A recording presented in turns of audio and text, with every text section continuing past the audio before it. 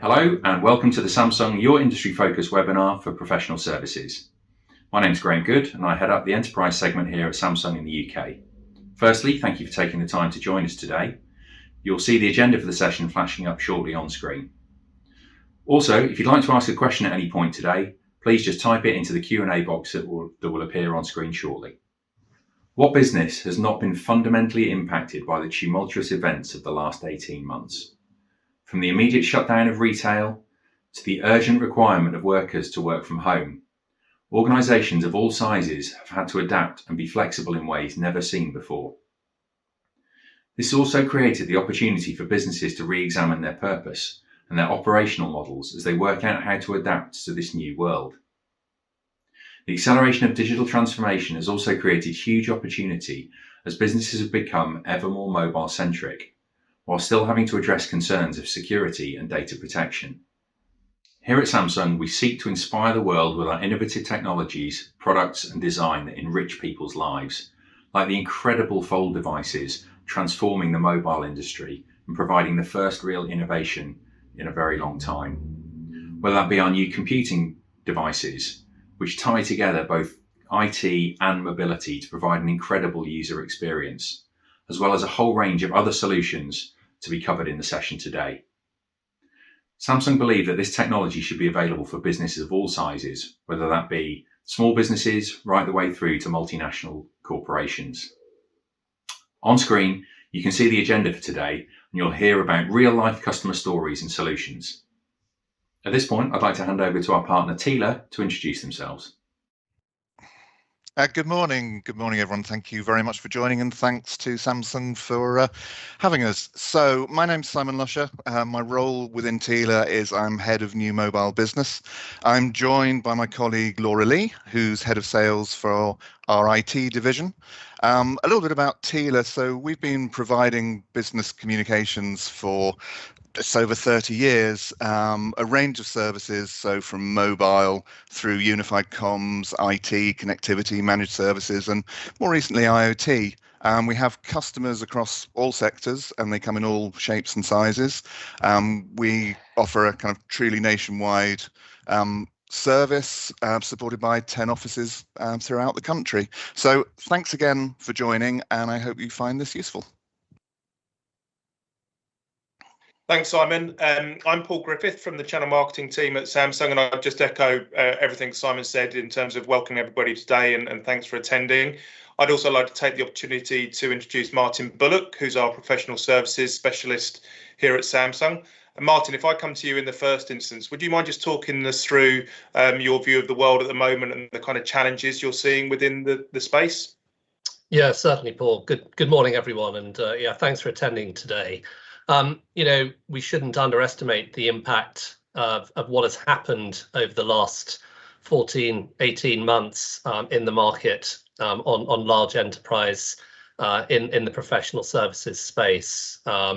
With COVID and Brexit hitting as well, it really has impacted large-scale decisions and really forced a drive to reduce costs on quite a significant scale. Our data suggests that over 50% of businesses today say that their IT budgets will either stay the same this year or reduce as we go through the second half and into next year. What has happened, though, and we should see this also in a positive light as well, is that it has speeded up that digital transformation trend that was happening anyway within enterprise. And what we really see for businesses now is how they engage both with their employees and also they continue to maintain and build customer relationships moving forward in a more of a remote fashion is going to be key to their success. And with that, digital security is becoming increasingly ever present and important. And specifically, cyber attacks, we all see where organizations are hit, and it's well publicized and obviously affects their brand. What we don't see is how often these attacks are taking place, and these are becoming increasingly prevalent. So the attacks on business, and of course that their customers' data, is absolutely critical of concern. And again, over 50% of businesses are saying that mobile devices are extremely challenging to defend, and over 40% of businesses are struggling with data center protection. So that overarching play around security in a world that is moving towards more of a hybrid, working anywhere, anytime place, is going to be an increasing conversation topic. Coupled with that is attraction and retention of the very best talent. The workforce that is coming in now has ever-changing expectations. Their experience of their own personal technology, they expect that to be replicated and exceeded from their employer. But now they expect to be able to work anywhere, anytime, any place. So it segues into this hybrid working that we are seeing large enterprise publicize more and more. There's a work pattern shift. There is a need and a requirement for devices to connect to legacy systems, and of course the issue around security there, and the need to adapt digital tools and move away from paper moving forward. Thanks, Martin. There's some really interesting themes there, and I'm sure we'll come back and explore some of those things in a bit more detail later on. Simon, if I come back to you in the first instance, what's your view? How are you seeing things? No, I think Martin's spot on. If you think that cybercrime during kind of the beginning of lockdown to now has gone up by around about 30%, and you then couple that with the fact that only about 15 to 20% of mobile devices have any kind of security on, and then you have the hybrid working, so lots of people working from home on unsecured or out and about on unsecured Wi-Fi.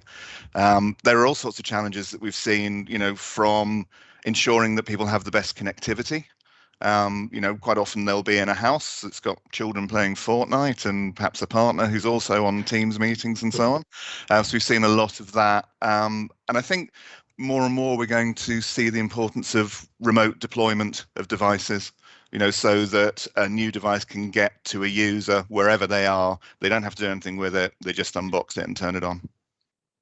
Brilliant, thank you. There's definitely some Fortnite going on in my house on a regular basis. So, that's just you. Fortunately, they're at school today, so we're safe on yeah, likewise. Laura, I guess you're talking to customers on a regular basis. What are the kind of and there's lots of challenges there that Martin and Simon have described. How are businesses looking to prioritise those challenges? And again, what kind of conversations are you having? Yeah, so, the pandemic has totally changed the way the world views how it works. In terms of cybersecurity, we have more of a dispersed workforce. So we need to not only protect end user devices from a mobile element, we need to protect end user devices for your laptops, your PCs at home. Having more conversations now with customers who are looking to get entry level into cyber essentials, where that wasn't the conversation last year. Cyber essentials plus, even looking to do the full journey into ISO 27001. And the most interesting part of this conversation is now it's commercial driven decisions. Their customers are asking them to get certified. Their customers want the reassurance that their partners, their suppliers and their end users all have the reassurance that they are looking after their data safely and their data is safe and secure.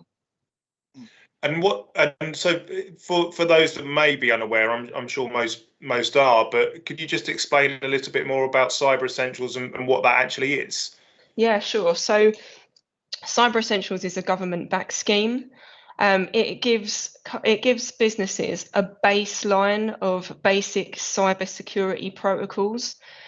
So, for example, MDM on their mobile device management systems, protection of email, protection of data, adequate backup to a third party. What happens in the event of disaster recovery?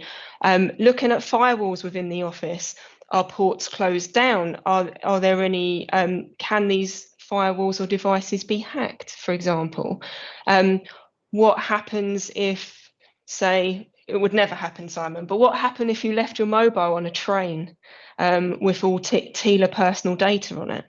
How do we wipe that remotely? How do we stop any external data getting into the wrong hands and being exposed? Okay, great. Thanks very much. And Martin, if I come to you in terms of that security aspect, I think something you mentioned earlier was around we only ever hear about the attacks that are successful, but we don't really hear about those attacks that are going on a regular basis and are sort of don't make it to the public eye because they've been defended.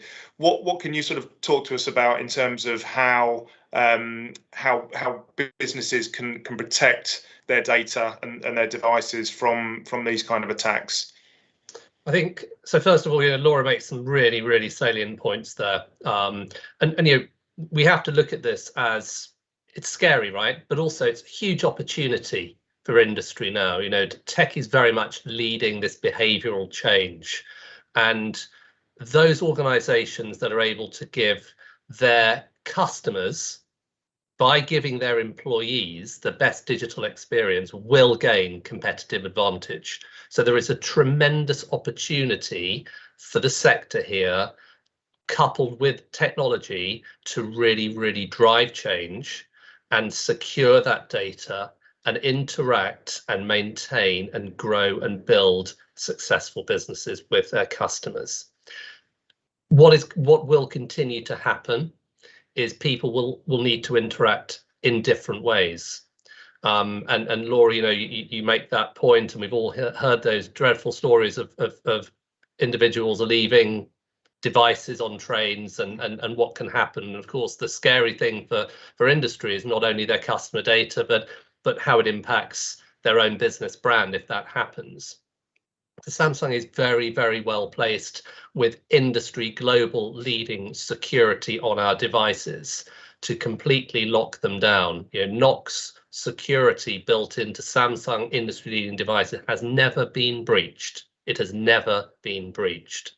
It's absolutely key to the proposition that we take to enterprise. So it's coupling that innovation of technology, new form factors, new ways of working, but ensuring that it cannot be breached and giving that level of trust. And let's be clear, this is all about building trust and confidence with our customers and their customers' customers to ensure that they can behave in different ways. That's meeting them remotely. It may be, having meetings like this. End customers may not feel confident in travel to their business anymore. They may not want to travel into large conurbations in perhaps the same way. So how do companies ensure that we maintain and build relationships? It's via video. So what do we do with that? We give security on devices, and we increase that dialogue, that relationship via video, and use and ensure that those devices are fully locked down. You've got other types of individuals that will go out and see their clients in a face-to-face environment, fee earners within professional services. They want to have the cool factor, that proud to own factor, which Samsung is very well placed to provide, but they need to ensure that it is secure in case the worst happens. Thanks, Martin. And just on that device point, obviously you talked a bit about devices specifically there, and that very final point, I think, links back to something you were talking about earlier in terms of the age of the workforce and the sort of the younger generations that are coming through into the workplace and the expectations that they have. What are the implications of that? What kind of things are you seeing around that? So, by about 2025, over 70% of the workforce will be millennials or Gen Z, born in the early 80s onwards. And they're going to have very, very high expectation and differing expectation of what they're offered and how they work and when they work and where they work.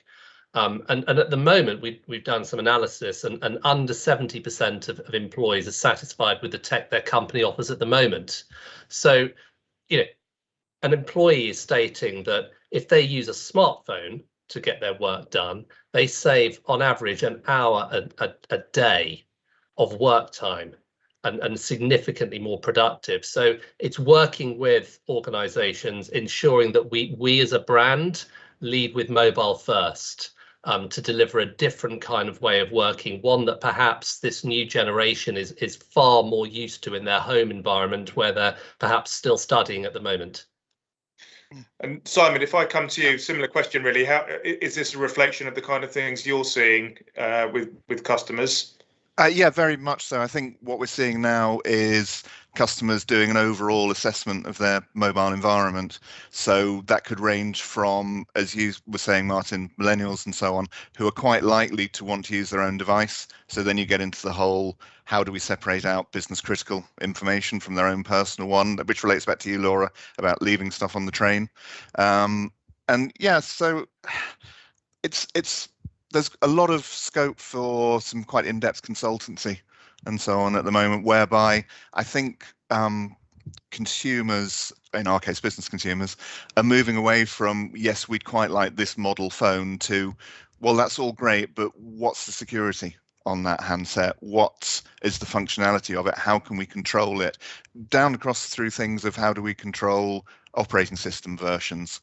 You know, if everyone's got their own one and they go for the latest operating system, how does that affect our apps and so on? So I think there's a lot, I hesitate to call it a grown-up conversation, but it's moving a lot more to what's the business criticality rather than necessarily just the function, size of screen and so on. And then away from mobile, across all mobile devices, you know, we're seeing more and more, obviously people working from home, using tablets, using laptops, and how do we compete, you know, have that whole environment secured and efficient. And that's interesting. I was actually going to ask about the you know, the changes we've seen in the world and the move towards working from home over the last 18 months or so. What kind of impact has that had? What kind of solutions have you had to put in place with customers? Maybe Laura, if you could take that one. Yeah, sure, Paul. I think the key is work is no longer a place anymore. It's no longer where you go somewhere to work. And it ties into what Martin was saying earlier about the millennials and Jen said, but we've been creeping slowly over like that way over the last 10 years, and now we're here. So in terms of solutions, customers are looking at everything from Office 365 to Azure. CRMs like Sage and Adobe are scrambling to get SaaS products where traditionally it would normally be server based and you would have to have it on a server on premise. But now everyone's working in this dispersed workforce that we need to look at things like BYOD, so bring your own device. We need to look at flexible working. You know, we've been working that way for many years at Tela, and I feel that, you know, personally, we all get a lot more done because we are given the freedom to flexibly work. Definitely. And to get things done when we need to get them done. We are of that generation now where Martin's correct. It's expected. It's not, it's just a given that will happen, and everything's moving with the times. And I think the pandemic has just exasperated it. Sure. So yeah, so in terms of what people are looking at in terms of their whole upgrade, traditionally people would have a server on premise. They would upgrade every 4 to 5 years, given on, you know, manufacturers recommend refreshes. It's very, very rare that I speak to a customer now who is saying, actually, do you know what? We'll just put another server in. It's not even on table. People are happy and confident to have those conversations now about cloud. People are even happy and have those conversations now about hosted telephony, VoIP, or plug-in Teams into Office 365 because of the pandemic, they've been almost forced to adopt cloud technology at home with Teams and Office 365 and cloud email, and they're now looking at other elements like plugging PSTN into the back of Office 365 and uses Teams as a phone system. So what it has done is open up the possibilities and the opportunities within professional services.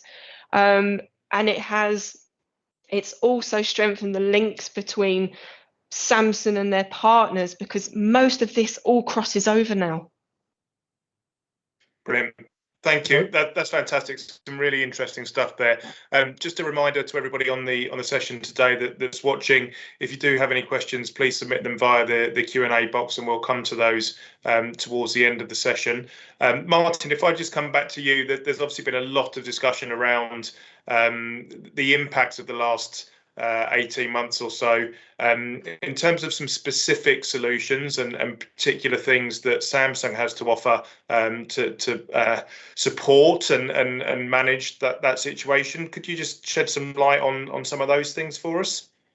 Yeah, sure, Paul, no problem. And again, I'm just going to come back to the point Laura is making about the sort of mobility and Office 365 and apps and new tech, and really underpinning all of this message, it's innovation. It's innovation for employees, it's innovation for the customer, all underpinned with security. So to give a specific example, you know, we have Samsung globally have come to market now with the first genuine innovation in mobile form factor for a generation with the foldable devices. This gives a premium, proud to own device that's going to look great in front of an end customer. When that business is selling their services, wants to be seen as being the cutting edge of technology, gives a great working experience. It's optimized with Office 365. So we work very closely with Microsoft to deliver that working experience, and then of course it's underpinned with our enterprise defense grade security NOCs. So this is a genuine way of innovation. It's delighting the customer with a super premium technology. We can also mirror this with our premium range of S21 series, and of course we've also brought a new computing range to market now.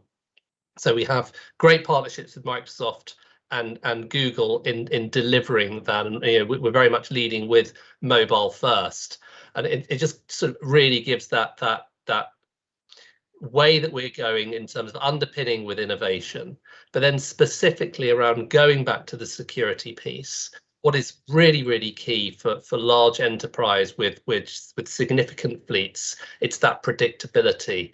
It's ensuring that their employees are furnished with proud to own technology, with handsets that are proud to own the very latest, but also that aren't just going to disappear within a few months in the way that perhaps the consumer cycle is. So we have brought to market an enterprise edition range of mid and premium devices that will give up to 2 years product life cycle. It gives that predictability that organizations need to enable them to, you know, standardize across their extensive fleet on perhaps 1 or 2 devices.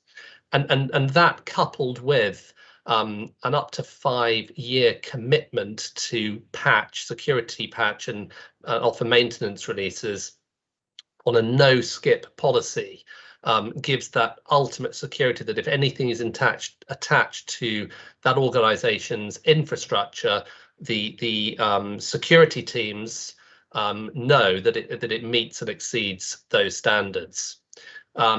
We offer in device enrollment to help the setup of those large estates, and then we couple it with what we call enterprise technical support, so dedicated software support and roadmap insight. Now this is a range of devices that have been specifically brought to market by Samsung with the enterprise large organizations in mind. Brilliant. Thanks, Martin. And Simon, from a Tela perspective, what kind of solutions are you offering to businesses in this space? Well, just to just jump back to something Laura said, I think if there can be a positive that's come out of the pandemic, it is this kind of refresh of what is a normal working day What does that look like? Is it like sitting on a train for an hour to an office where your device is already in there? And as we've moved to this hybrid form of working, the security for basically you're walking around with your office, aren't you, with a tablet or a phone or whatever. And I think then that becomes a critical thing for us and for Samsung, how we position ourselves as a trusted advisor, how an organization can rely on us to provide those services. And I think the good thing with Samsung from an internal point of view is everyone within our organization, or every relevant person within our organization, has a very structured training program through your partner portal, which ensures that they're up to date with all these new products, all the services that are available. So, I mean, in specifics, things like Knox Configure and so on, and ePhoto and so on are becoming more and more critical to a company's everyday life. Great. Thank you. We've got a couple of questions here from the audience, actually. So if I just flick to those and just put those to you. So there's one here, Laura, which I'll direct to you because it relates to Cyber Essentials, and I think you were chatting us through that a little bit earlier. The question is, how quickly can I get certified for Cyber Essentials? Yeah, so cyber security certification is really customer specific. So it's based on number of users, number of devices. So it could go anywhere for up to a day for a small organisation of under 10 users to a whole week's worth of work for anyone under 250. So it's really customer specific. And again, as Simon was saying earlier, it's about getting under the bonnet of the customer, becoming their trusted partner, and looking at all the other solutions that plug in to make that cyber essentials accreditation possible. Great, thank you. And Martin, this is probably one for you. We've got a question here around Knox, and the person's asking, what does Knox offer over and above the security layers now provided as standard within Android Enterprise? How would you position Knox against it?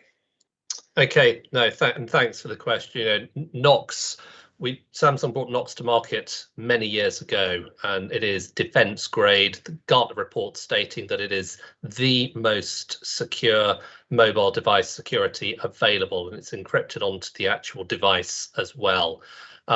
You know, as I was touching on earlier, you know, we have something within the Knox suite, which is an enrollment package, which essentially we enroll the devices on the customer's behalf. So all of that headache, which is essentially man hours, which is essentially cost for that end user, is all taken care of from Samsung. We also have something called ePhoto, which is firmware over the air, and you know, we've all seen where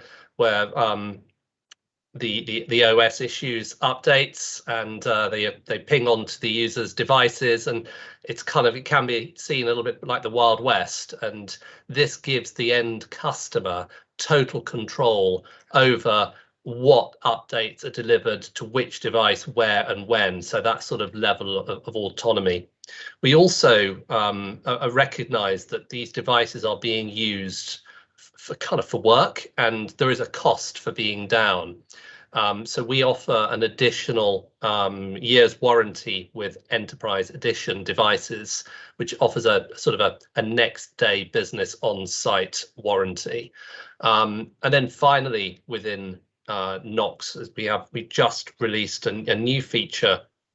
It's an intuitive feature, which is asset intelligence.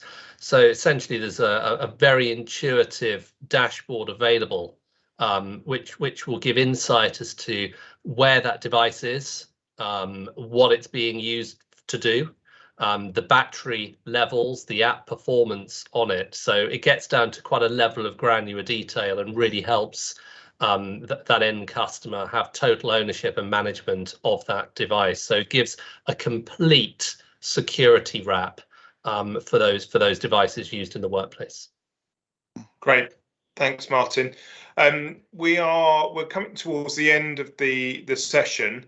And Simon, I know you touched briefly a moment ago about the training and sort of how you work with Samsung from that perspective. Martin, from your side and your role within Samsung, how does that work in relation to sort of Tela, and if a customer was looking to take any conversations further, how would that sort of look? Well, the importance of our channel cannot be understated.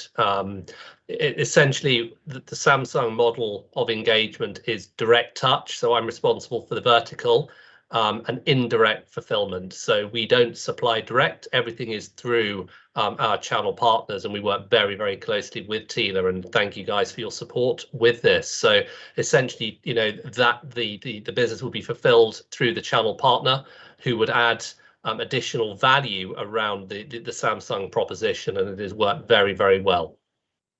Brilliant. Thank you. I think we've come towards the end of our time for today, so thanks very much to everybody, and thanks to everybody for listening and watching today. The final thing, the guys on the call have given me permission to share their details, so if you did want to have any follow-up conversations, then please do reach out to them. So bear with me while I run through the three sets of details. So I'll start with Simon.